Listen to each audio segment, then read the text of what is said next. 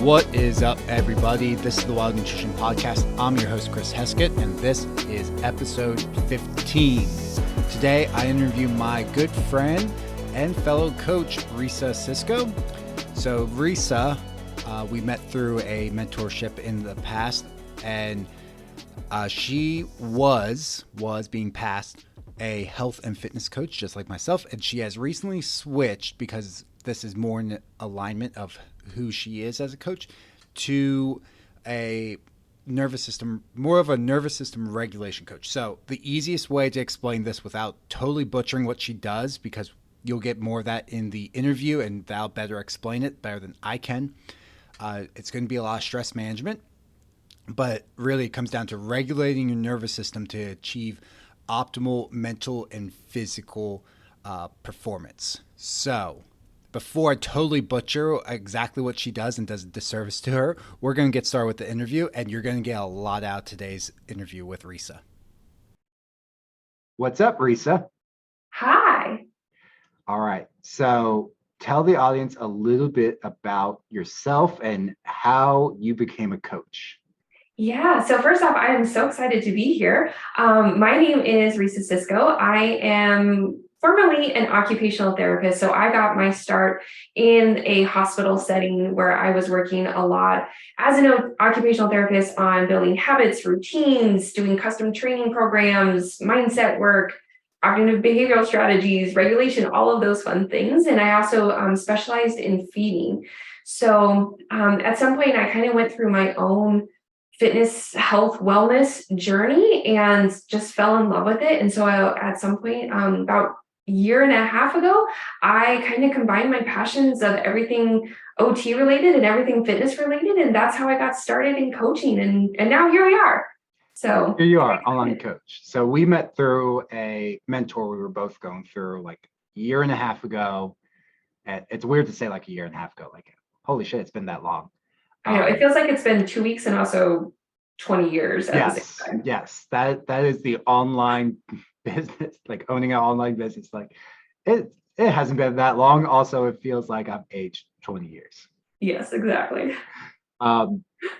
So who do you primarily work with as like your client? Yeah, currently I really focus in on women who also are coming from a healthcare setting or coming from like high stress executive type positions. Typically they're in like the 35, anywhere up to 55 age range. Usually they are coming to me with very high stress levels. They've been under eating, overtraining, needing to basically do a full lifestyle rehaul of their habits. So super high stress individuals. Yep. Basically, they're a carbon copy of me when I was still in the hospital. That's who I work with. Healthcare and executive. So what's like a great, like stress management seems to be like, I do it with my clients all the time, but it's one of those things that saying like you need to manage your stress is super simple, but then like implementing stress management is actually like not the easiest thing. So what's like something that you found has been very successful for stress management? Yeah, I think stress management has become this huge like trigger word. It's like mindset now. It's like everywhere. And I think everyone is there. They keep hearing all these strategies. And like you said, how do you actually implement it? That's always the question. And that's what I think as coaches, we grapple with every day is how can we help our clients implement? So what I've actually done is from my experience as an OT, I created a entire program for this called neuroregulation. So what I saw was, as I was helping a lot of clients, both in the hospital and online setting, was we were doing the stress management techniques and it wasn't really creating long-term change. So I really took it back to the physiological level of stress. How do we actually manage stress at a physiological level? And that is what neuroregulation does, is we go into your nervous system, because your nervous system is what dictates stress, whether you're regulated or dysregulated. So if we can, first off, figure out how does your nervous system respond, react, because it is working every single millisecond of every single day. You know, it really does dictate every single reaction, behavior, how you talk, how you speak, all of those things. So if we can go in and actually create change there, we see changes throughout a person's entire life.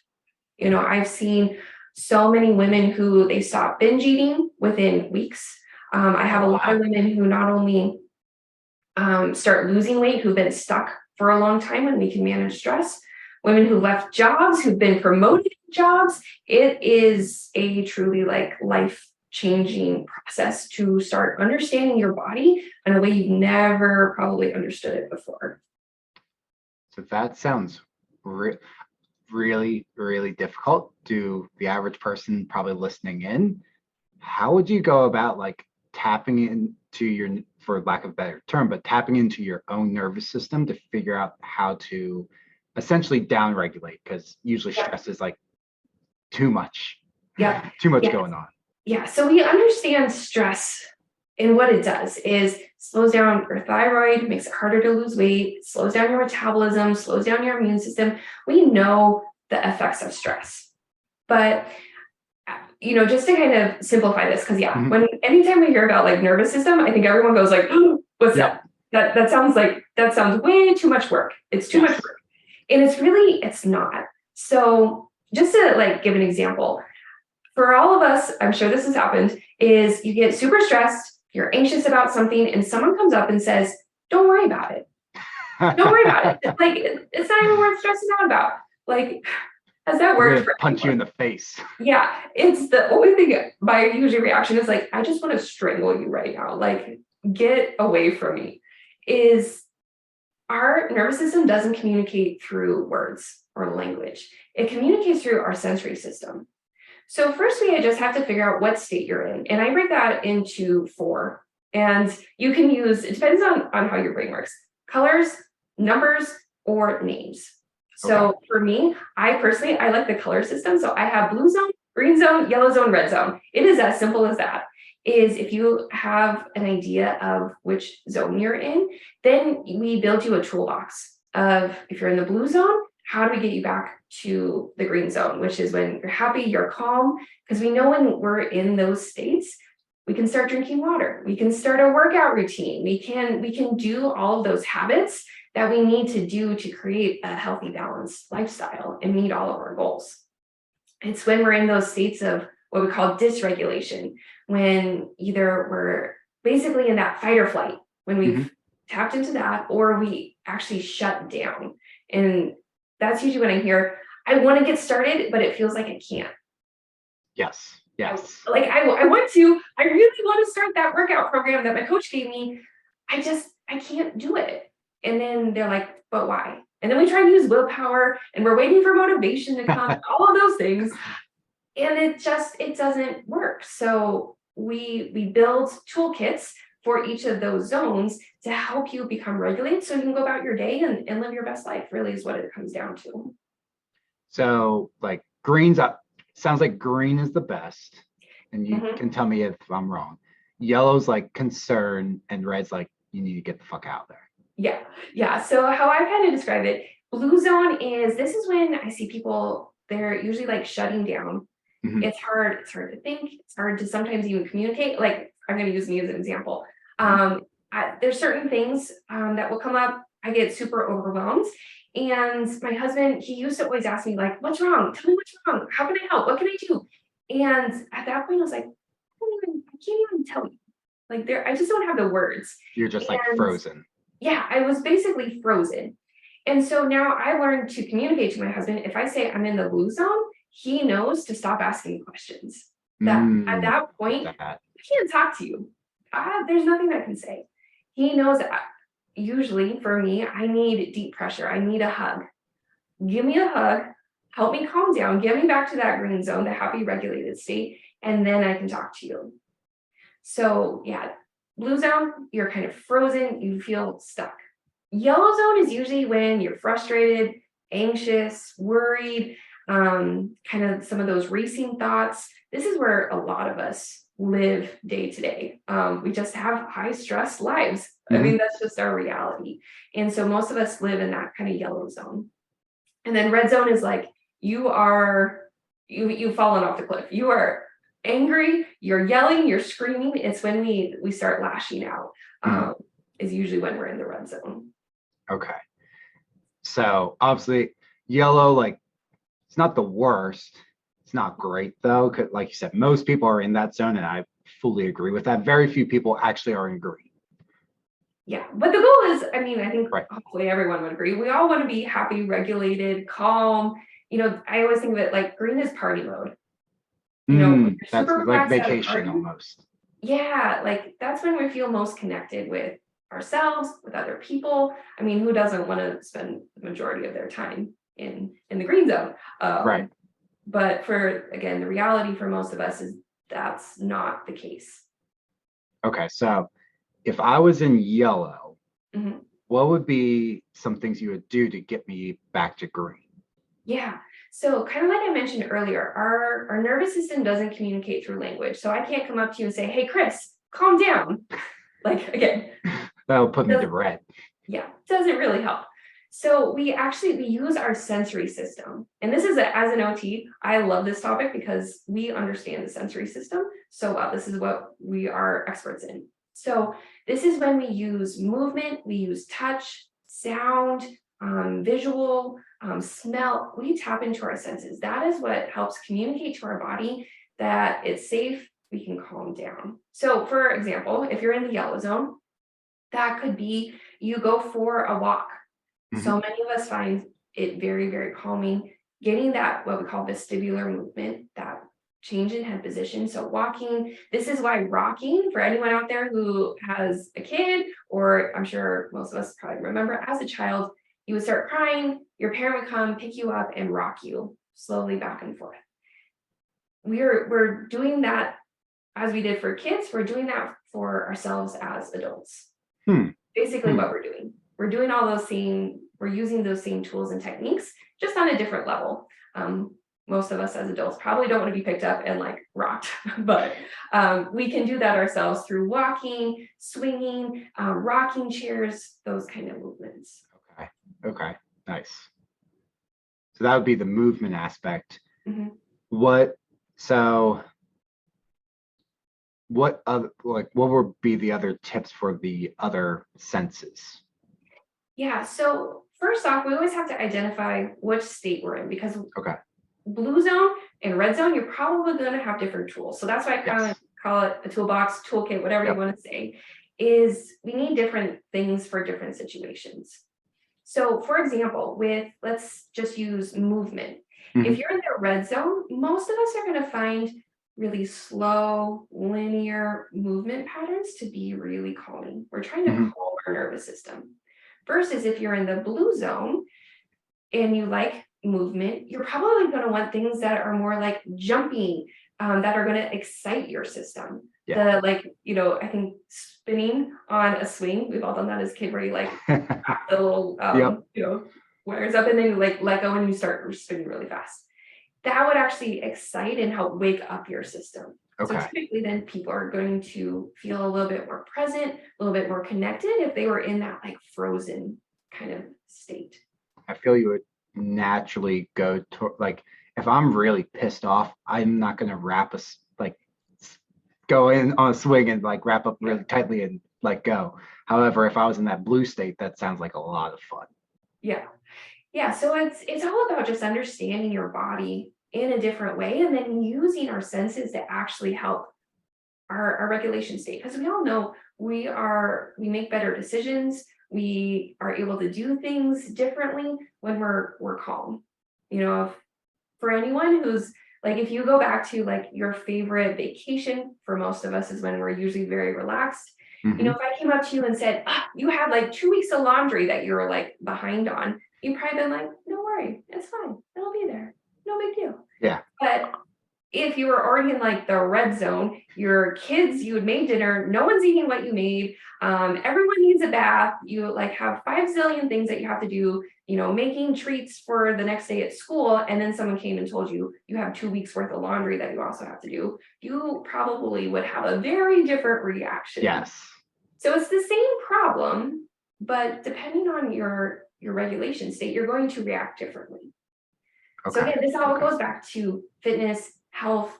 How can we help our clients start new routines? Because that's usually what we're doing, is helping you starting with new workout routines, building habits around eating more protein and eating healthier diets, all of those things. And so if we can help our clients be in a regulated state, all of those things become so much easier. Now, so let's say someone in the red and blue zones Mhm. does like any binaural beats or aromatherapy type things. Is there any merit there of could those help, since that would be sound and smell? Is there any merit there? Yeah, no, absolutely. So actually I have one of my clients who she kind of oscillates between the blue zone and red zone. So for her, what we actually found is she has different smells in her house that she can go to. So she has like the little plugins in the Hmm. wall. So usually at work, when she's sitting in her office, she has more of those relaxing lavender, peach, those kind of smells. Okay. When she feels like she's shutting down, she goes into her fridge and she'll like smell like lemons, limes, those more pungent, spicy smells, and it does actually help her. She also Okay. uses cough drops as well.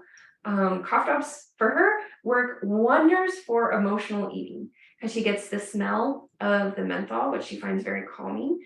She also gets the texture and the taste from that. She gets to chew on it. There's so many senses that we kind of are exciting for her Hmm. that she finds that she no longer has the need for emotional eating after she has Hmm. a cough drop. So That's interesting. yeah, for her, we found that is super effective. So yeah, smells are super powerful. This is why aromatherapy works. Okay. It's because we're tapping into one of our senses. Smells, sights, taste. I don't know about you. I have a lot of clients who are emotional eaters, Yeah. and I hear a lot of times I didn't even realize I was doing it until Yes. like the entire sleeve of Oreos was gone. So what I have a lot of my clients do, kind of depending on the root cause Hmm. of why they're emotional eating, is first off, name it. If you're at the sink eating an Oreo, name what you're doing. Saying, I am really stressed out. I feel my shoulders are tight, because that clues us in that like, oh, hey, we're in maybe the yellow zone right now. And then I'm stress eating. As soon as you name what's going on, bring awareness, bring it to your conscious state, then you can start dealing with it. I also have people, we use timers of like, hey, if you feel like, because again, food is a very sensory based thing that we Yes. all do. And for most of us, we've learned a way of regulating our nervous system is through food, is Hmm. through alcohol. There's nothing wrong with that. And unless it's starting to really impact meeting your goals, if you're trying to lose weight, and obviously if you emotionally eat every single night or have a couple glasses of wine, then that's when it's a problem and we need to find new strategies. Yeah. It's not harmless. It's now affecting your health. Yeah. Okay. So we have you name what is happening, and then we can have you then build in those tools. So sometimes some of my clients too, they say, I'm really fidgety, and if I don't have anything in my hands, I'm gonna start eating. So Hmm. what we do is Okay. we find things, textures that they like to touch, the fidget spinners, those kind of things that we can keep their hand busy. I have a client, she loves to color. So when she has that urge, when she's sitting watching TV and she's like, she would normally go for food. We have a coloring book right next to where she sits, and she grabs it and she starts coloring. And she says 9 out of 10 times, the Hmm. urge to go eat is gone. Now, if she's still hungry and she's still 10, 20 minutes later, wants to go eat, she goes and eats.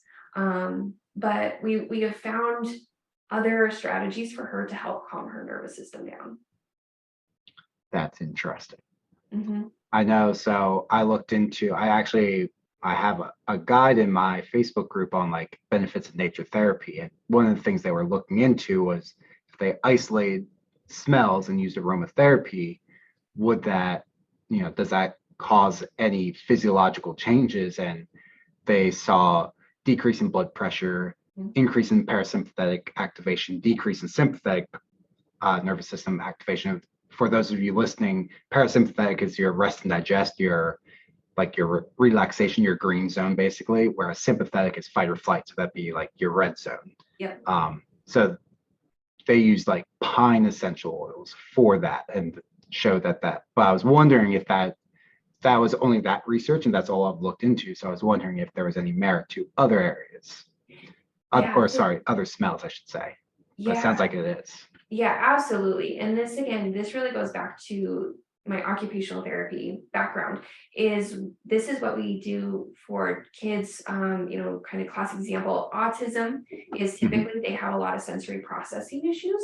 And, we use all of our senses to help them be able to calm, so they can sit at a table and participate and do schoolwork or learn how to play, all of those skills that we need as kids. So I think a lot of times we think of those things as things that are only for children, but they're for adults as well. Our nervous system is 200 to 500 million years old.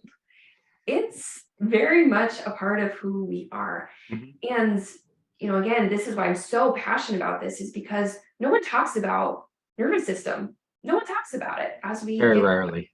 So, but I see this is where my clients make the most progress, is when we start understanding our body, is when we can tap into those clues of, I know for me, my shoulders, I hold so much stress in my shoulders. Yeah. So when I start feeling that, that's my cue that I need to go do some of my regulation tools. I need to go for a walk. I need to go smell things. For me, when I was at the hospital, I worked with a lot of very fragile children. Sometimes they passed away, and it takes an emotional toll. My Instagram, I have one that's just for my dogs, and the entire Instagram account is just Cavalier King Charles Spaniels. And that was my happy place. So I would use visuals, and I'd have a couple minutes before my next patient. I would go and I would scroll, and it would make me happy, and it would help me kind of calm down. So that's why a lot of people also find social media to be calming, is finding, that can also be a trigger for some of us, but finding visuals that also calm you down. There's a fine balance between using it constructively and escapism from the real world. Yes. To or a destructive as a way to heighten your responses. And maybe I have another client, he's like, I had to completely shut off social media because it immediately put me into the red zone. So for him, he's found that wasn't helpful. I have some other people who that is part of their unwinding process before bed, and that works for them. So it's always back to every single person's nervous system is going to be different. You have to find what works for you and get curious. That's the fun part, is get curious about what is your body telling you, and then what makes you feel the best? How do you respond the best? Doesn't sound like there's any black or white. The only black or white answers are use all your senses, but how you use it's going to vary individually. Yeah. Even with touch, again, I kind of use the hug example, but weighted blankets, that's another really good one. So we have, even within the touch category, we have what we call proprioception. So we have active and passive. So active, you go up to your wife, you give her a hug, and she, you can probably even just feel her calming down. Or I know your baby daughter, when she's upset, you come and you give her a big hug. That's active. And then we have also passive. So this is passive is when you're doing it to someone else. Active is you're doing it to yourself. I can do that. I love this, is you basically give yourself a big hug, and you give yourself your own hug. And so you give yourself a big squeeze for a couple seconds and then relax. You're stimulating those same senses. I have some people who they like to do patting, and they'll, on their arms, their chest. Anyone who has heard of somatic therapy before, tapping in different meridian spots, very, very powerful.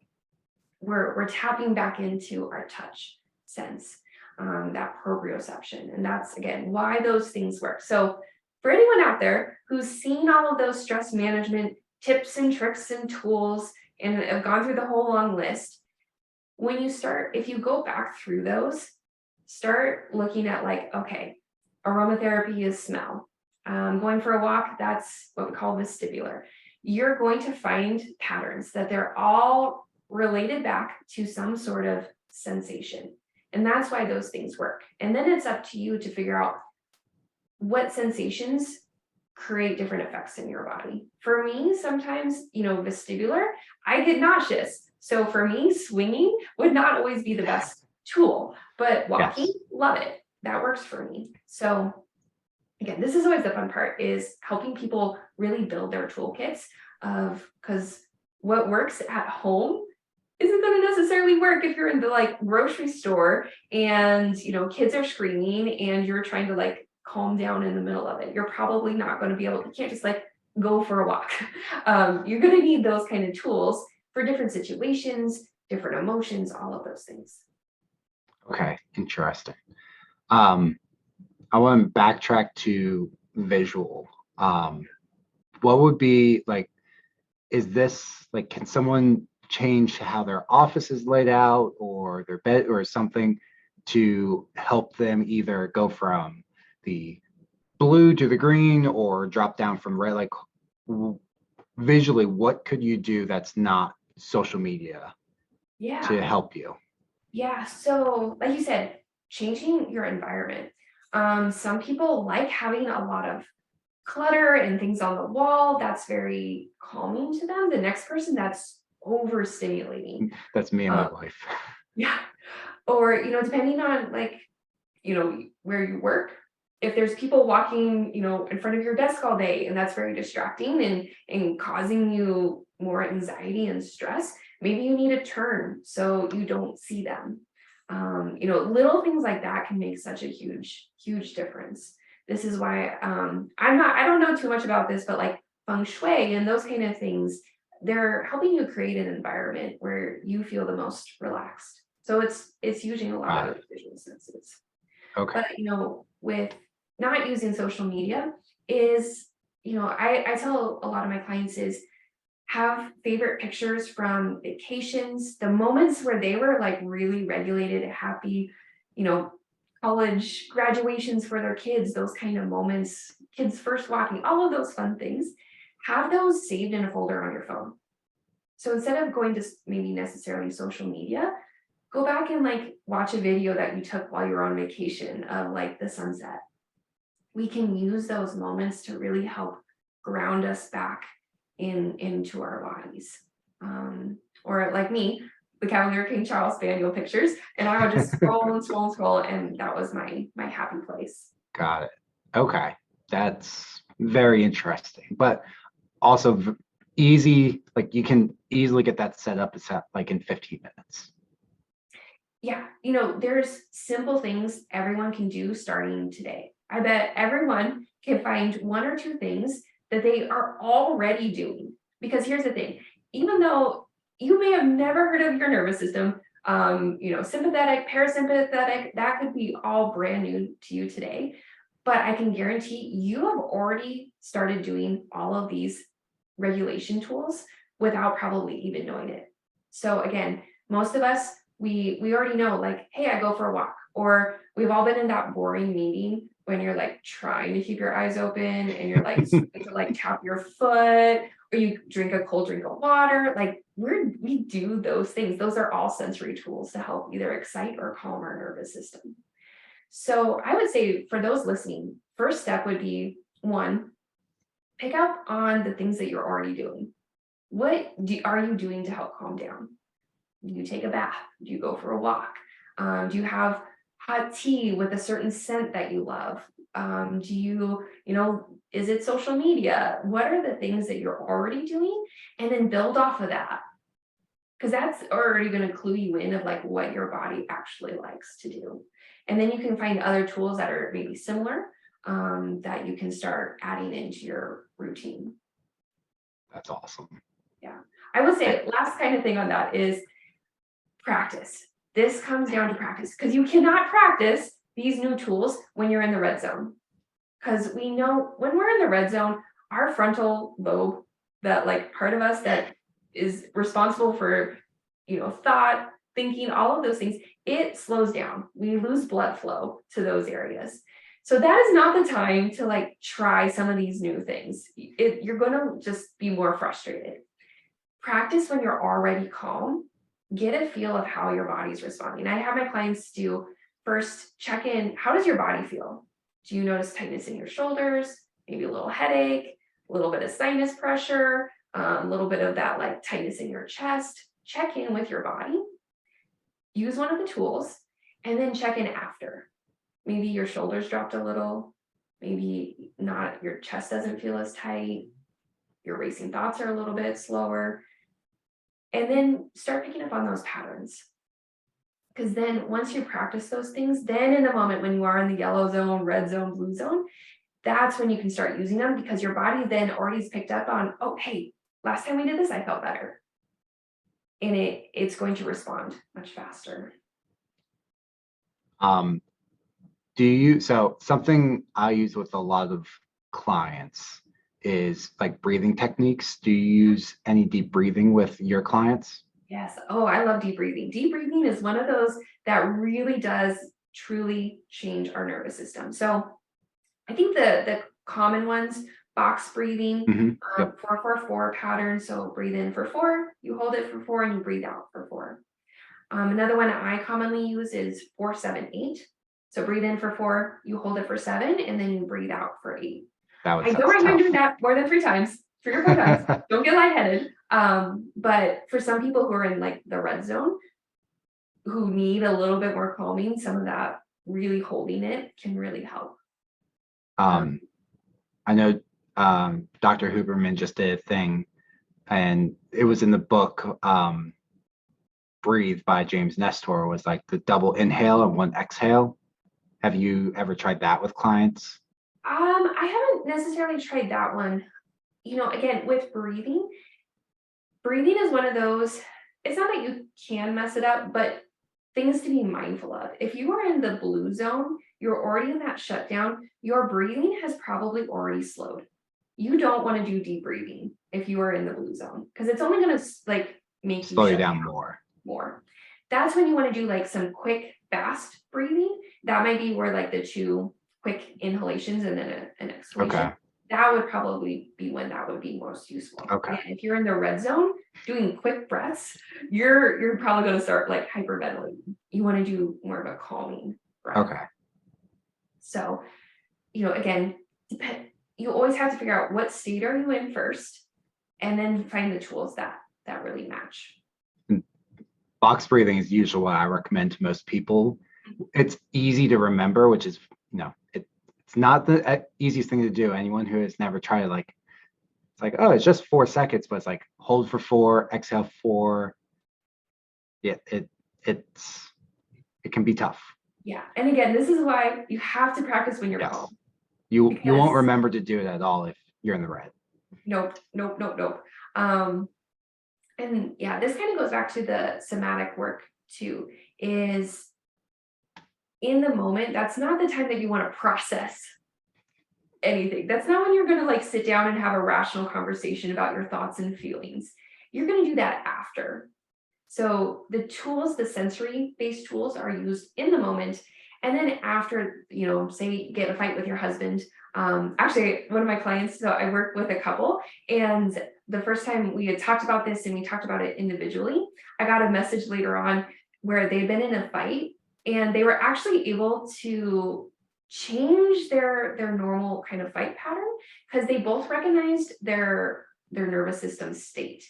She realized that for her, she gets into a fight mode and she kind of starts more attacking, and he shuts down. And so they were able to recognize that. They both went, did their own version of calming, and then they were able to come back and have a discussion that they needed to have. Again, this is like the power of neuroregulation, is it doesn't just stop at fitness, health. I see this impact relationships, jobs. For those of you with stressful jobs, especially, the more you can stay present, calm, you're going to help everyone else around you stay calmer as well. I find a lot of people who struggle with weight loss, they have high stress lives, whether it especially if you work in healthcare or you have an executive type position, you're senior management, um, you have kids, family, and then you're trying to do like hit workouts 5 days a week, super low calorie diet. Like it's just stress upon stress upon stress. And if you can't manage that, you're just fighting this uphill battle. Absolutely. Yeah. And most of the time, people don't want to listen to like managing your stress because it doesn't sound like you're doing anything. Yeah. It's one of the least sexy things I think we can do, but it really truly is the best gift that you can give to yourself and anyone else around you is being able to regulate your nervous system and your stress levels. Because no one wants to be around you when you're in the red zone. I mean, if we're being honest, people, you're going to show up for yourself and for everyone else in your life better if you can stay regulated, can control your stress. So a lot of times this is where I start with clients now is we start here as we're making changes to nutrition and workouts and those things, but we start with stress. So that way, when we do get to the point where we do need to increase workouts and those things, we aren't adding more stress to their life because we've been working on stress in the background the whole time. I know I made a change with my client journey of before we really move clients to what like our phase 2, which we call our ascent phase, they have to have some sort of stress management skill. Yes. So we added that, but I like how you've broken things down. I'm like, okay, I think I might need to make a few changes. Just because it's so simple the way you've explained it, but also I'm like, I can see like we're looking at like high stress versus low stress. We're not looking at the difference between a red and a blue, which is very important because you're right. There's two, have a tendency to go into like a blue zone, whereas my wife's definitely like, she goes red zone. And yeah, two totally different ways to manage those things. Yeah. And like even that right there is you now have a better understanding of how you respond. So in those moments, you can now pick up on it faster. Like, oh, hey, you know what? I am shutting down. I need to be a little bit more present right now. Or maybe for her, you can maybe recognize like, oh, she's in the red zone. I need to like tiptoe back out of the room, nice and quiet, and give her some space, or whatever it may be. So yeah, it makes logical sense when we break it down this way. But again, no one's breaking it down this way. And this is the part that again, this is why I'm so passionate about this, is because it truly does transcend a weight loss journey. This is tools you use every single day for the rest of your life. And I know for you as well, is when we're working with clients, we are with the sole purpose of making this a long-term change for them. This is part of it. No one out there doesn't deal with stress on some level. And being able to continue these kind of programs and, weight loss management and all those things really comes down to, can you manage your stress levels? Yeah. I think the way you broke it down, it's awesome, but it's also like I said earlier, like someone could go and take the tips you've told me today and implement them in 5, 10, 15 minutes. Like, all right, like buy some essential oils, buy a diffuser, get that set up, some different texture things, set aside an album on your phone for different picture, like very easy to implement, but long lasting results. Yeah. And I'm always aiming for, after you try those tools, 1% better. Do you even feel 1% better? Because then each time you do it, and if you feel 1% better each time, over time, this is not going to be like an instant thing where like you do this once and it's like, magic happens. It's you doing this consistently. It always comes back to consistency. Yes, it does. Can you be consistent with this? I did like how you said it's very logical, but when you're in the blue and red zones, you're never going to use logic. You're running off pure emotion, which is why you need to practice these things when you are in green and yellow, where you can actually use logic. Absolutely. Yep. You have to be regulated to practice. Yeah, this is what I teach my clients all the time. We have to be regulated. If we're not regulated, everything we do in life just feels harder. I know, and I'm sure too, as a business owner, you felt this. And Hmm. I don't know about you. I thought I was a pretty like even keeled, steady person Yes. until I started a business. And then I found I was going through like blue zone, yellow zone, red zone, green zone, blue zone, red zone, Yep. like all day, every day. And the best thing that I have found, again, for me personally and also with clients, is being able to regulate my emotions, and so I can make logical decisions, because then I can show up for my clients better when I'm in a calm, regulated place, versus if I'm in the red zone, you don't want to have me doing your check-in. I'm going to come in a little bit hot. You want Yeah. me as a coach to be regulated. So that's, you know, from a business point of view, from a personal standpoint, this has honestly been the thing that has really made the biggest impact on my life. Definitely. I mean, before starting my own, like, I never really had like anxiety issues. I've never had like an anxiety attack. Yeah, starting a business, I've experienced a couple of those, but because I do actually know how to regulate things, I can then turn that anxiety attack into something productive, because usually it's a problem that I've been putting off. Mm-hmm. Yeah. Like, oh shit, okay, if I regulate it, now I'm gonna actually like solve that problem and figure out what I might not be able to solve it now. Like the last one I had was like in the middle of the night. Like I can't solve it now. I just need to deregulate, and I just use box breathing. Yep. Come back down. I'll deal with it in the morning. And I was able to go back to sleep. Yeah. I know, not to go like too deep into like polyvagal theory, because you could get me off on a whole like 4 hour tangent on polyvagal theory. But one of Maybe those, next time. yeah, next time, is what we call freeze. So this is when your sympathetic nervous system butts up against your shutdown. And so this is when I hear, I want to go like do this project, and I'm super hyped up and I'm super motivated, and you go to like sit down and do it, and your body's Oh, I know. Yeah. nope, nope, we're shutting down. And you're like, but I wanted to, like, I was motivated like 5 seconds ago to do this. And you're just like, you're basically, if you push your hands together and push as hard as you can, like your body is fighting against each other. Like even just doing that for me for like 5 seconds, I'm exhausted. And that's why so many of us feel like I didn't do anything. So why am I tired? Your nervous system was basically at war with each other. That's why, again, so many of us, you go to like workout, you put on the workout outfit, your cute little outfit, and you go to like into your gym or at home or at the gym, and you get there and you're like, I literally cannot do this. And you sit there and then you're like, I'm exhausted and I didn't even work out. Like, what the heck? So there's so many different regulation states. And once you start picking up on those, then you find those little patterns of, and I think too, knowledge is power. When you can understand what's happening to your body and then start working with your body. Yes. That's when the magic happens, when you can start working with your body. You can't fight against your body is way smarter than you are. It will always win. It's, if you think of it, your body's trying to protect you. It is trying to protect you from something.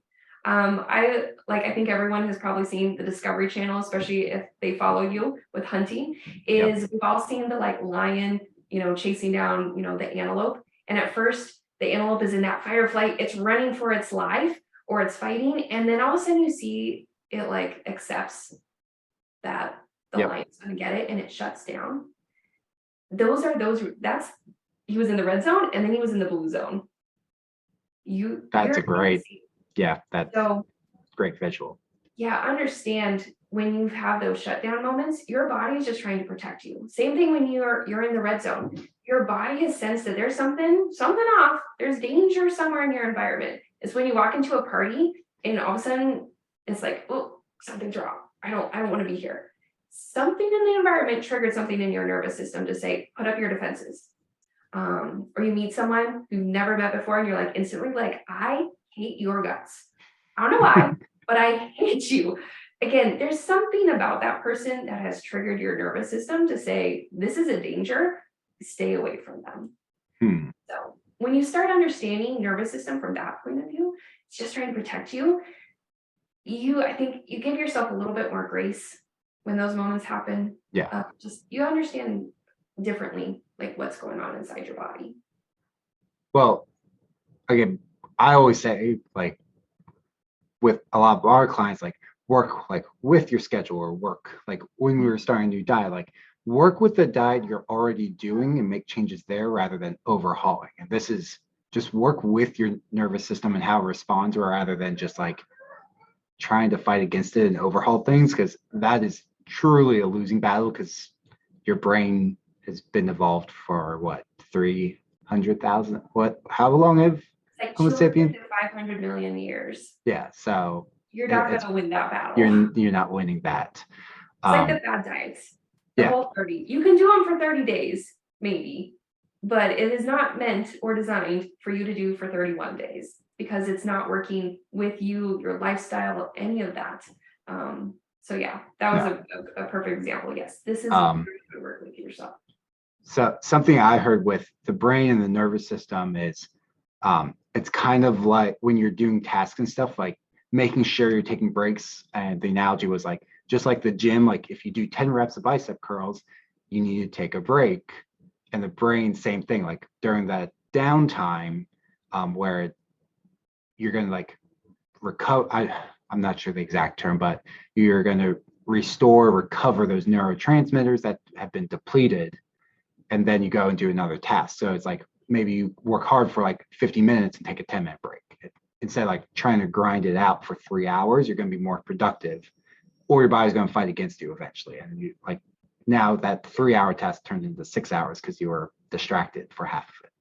Yeah, that's why most colleges, if anyone has been to college, usually classes are about 50 minutes because that's what they found typical attention spans. And then what do on our breaks? We get up, we go for a walk, we get a drink of water. We're tapping back into our sensory system to help either calm ourselves down or wake ourselves back up so we can then go back, sit and focus for another stretch of time.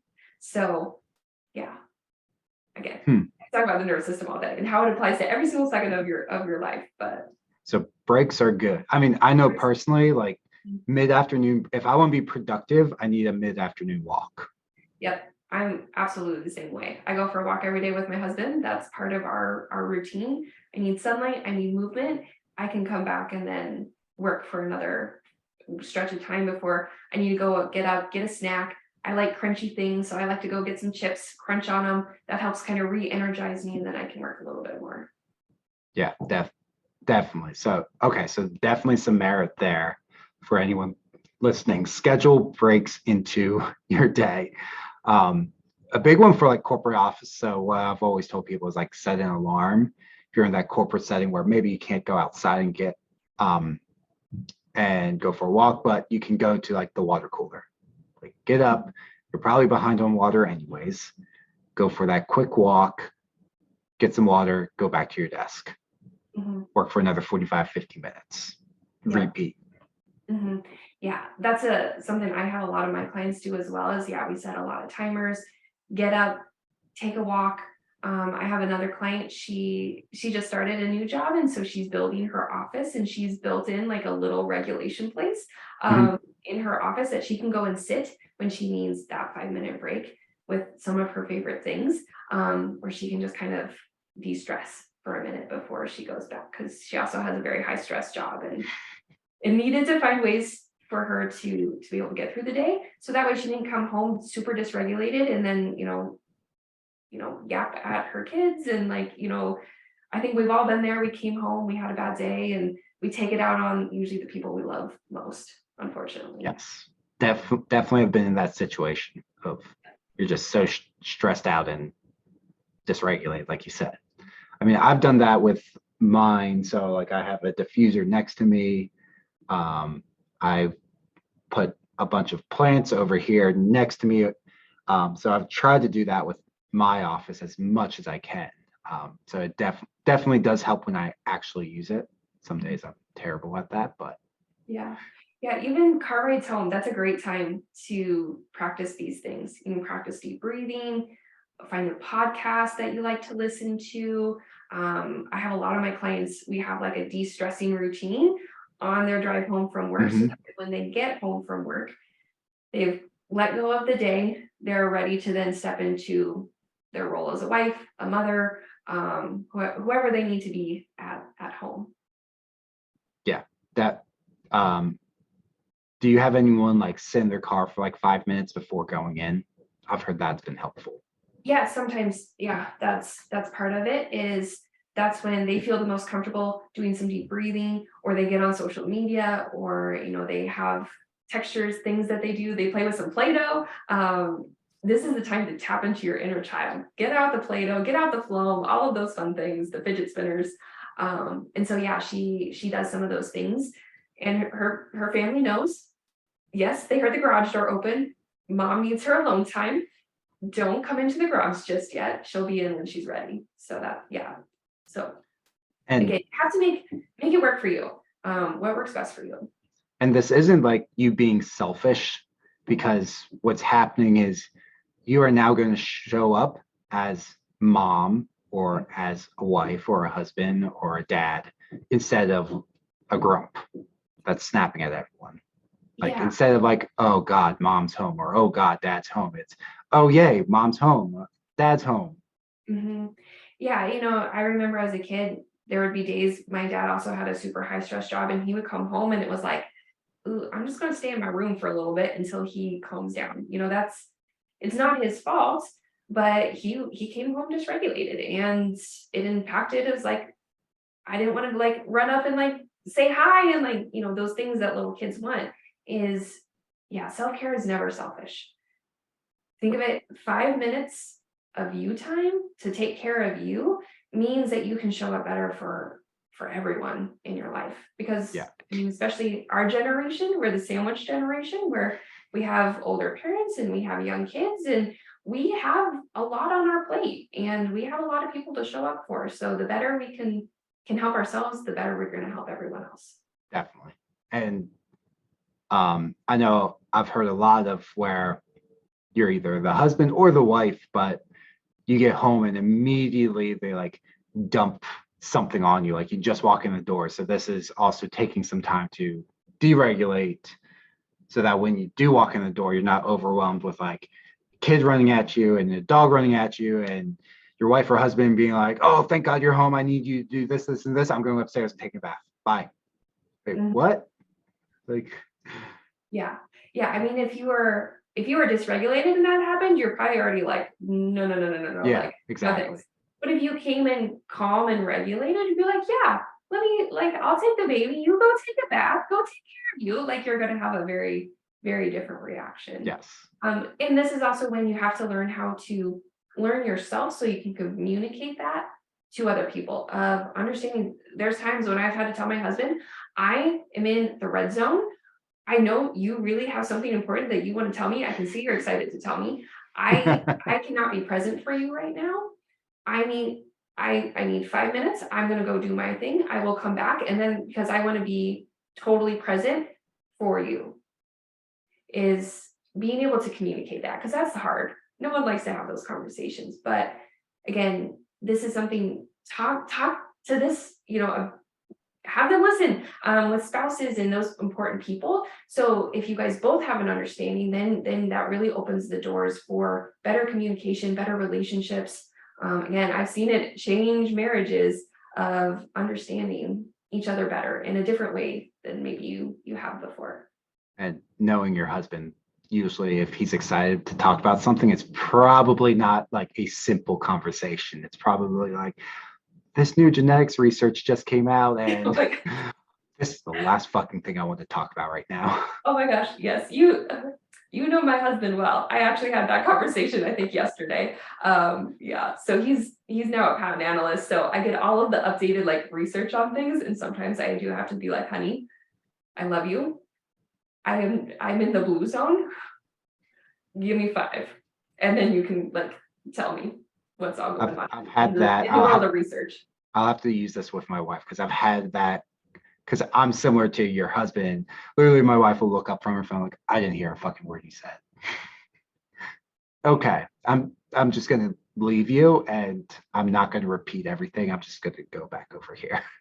Yeah. And again, this is like that shorthand. This is why I like using colors or numbers. Is sometimes it's really hard in the moment. Again, if you're in the red zone, you're probably not gonna be like having a rational conversation of like, I'm feeling really angry about XYZ. But if you can say I'm in the red zone or I'm a 9 out of 10, it lets other people clue into what you're feeling. So again, this is why I like numbers, colors, because those are easy to communicate. It's like that one word, you like, I'm blue, and the other person exactly knows what you're doing and what you need. And you can even work out with other people. Like, hey, if I'm in the blue zone, I need 5 minutes, or I need you to give me a hug, or I need you to like do XYZ for me. Most people, they want to help you. I mean, especially the people who love you, they want to help you and see you thrive. So this is where you just get to learn to ask for what you need. As women, I know this is challenging. We aren't used to this, but the more you practice, the better you get, and the better results you will see. Better results, life gets a lot better. Mm-hmm. And it literally everything you want gets better with just right. Isn't that what we all want? Yeah. Is yes, we want to lose weight, but we also want to feel good and we want to have healthy relationships. This is thriving. This is where we start to thrive. Is when all of the pieces of our life are regulated, really. It's just it's not a quick fix. Like, you can't take a pill and do this. You can't overnight fix. This is going to be a process over, well, the rest of your life, basically. Yeah, this really is the rest of your life. Yeah. And that's why I tell my clients too is, yeah, if you're looking for the like drop 20 pounds in 3 weeks and de-stress, this isn't going to be for you. This is not how this works. I teach this, I do this. I have a therapist and I go and I process these things with her of and it usually comes back to how can I better stay regulated with work problems, with relationship things. How can I be more present? Awesome. Well, I think we're just about out of time. So we didn't even talk about fitness and nutrition today, but this was awesome. Anything else you want to cover today? I'm going to say no, just because I think we'll get on a whole other tangent. Probably. And I know we need to wrap up. So we'll just have to have you come on another time. Yes, I would love that.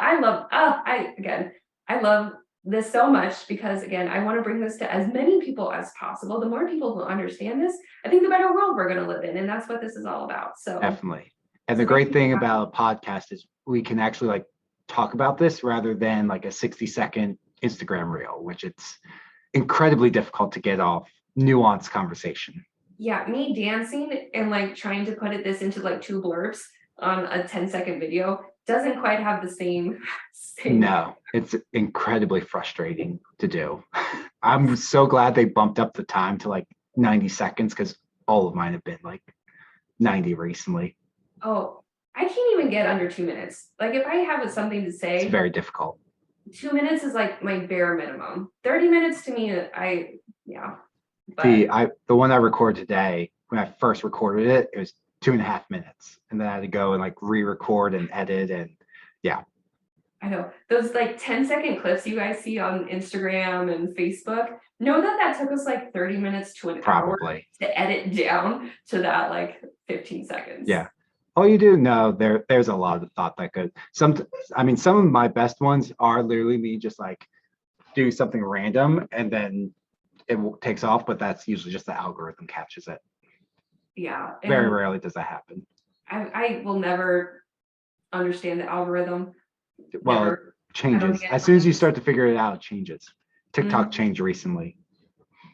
Yep. So I'm like, I'm getting hundreds of likes and yet my reach is nothing. That used to be thousands of people would see it. Now it's just in the hundreds. But yeah. All right. So where can people follow you? Facebook, Instagram, any other social media platforms? Yeah. So you can find me on Facebook. My name is Rhysa Sisco on my private page, my public page. Rhysa is RHYSA for anyone because I know no one can spell that. And then our Facebook group is Lifestyle and Living Fit for Busy Women. And on Instagram, you can find me at curls_and_curves_fitness.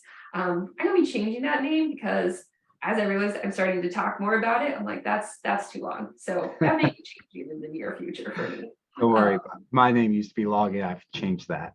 Yeah. And then I'm actually going to be starting a podcast soon. So that's going to be Regulate Your Lifestyle with Rhysa. There we go. So I will be coming here out. Hopefully, maybe if I say it, it's going to happen. So I'm going to say it's going to come out before December 1st. I'm going to put myself in a little Okay. time. So this podcast is probably coming out afterwards. So right. Well, hopefully that link should be in the bio then. So go check out.